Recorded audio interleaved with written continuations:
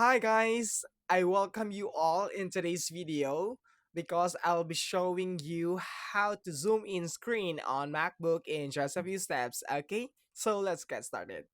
So guys, you know, if you guys, your screen is, kind of small and the text is kind of small and and you're not able to read those words because it's so small, so and you wanted to zoom in your screen because you wanted to read it, okay?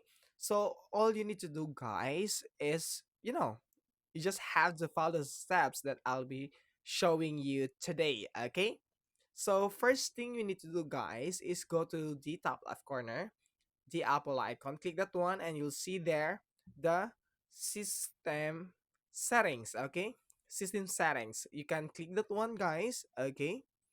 So after clicking that one, guys, you just have to go to, before doing that, guys, go to or look for on the sidebar of the settings and look for accessibility and click that one, okay?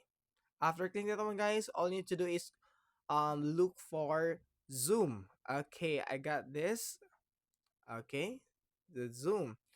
And in order for us to enable the zoom in zoom out on screen, guys, you just have to turn this on. Use keyboard shortcuts to zoom. Okay, so let's take a sample here. Okay, let's zoom in the screen.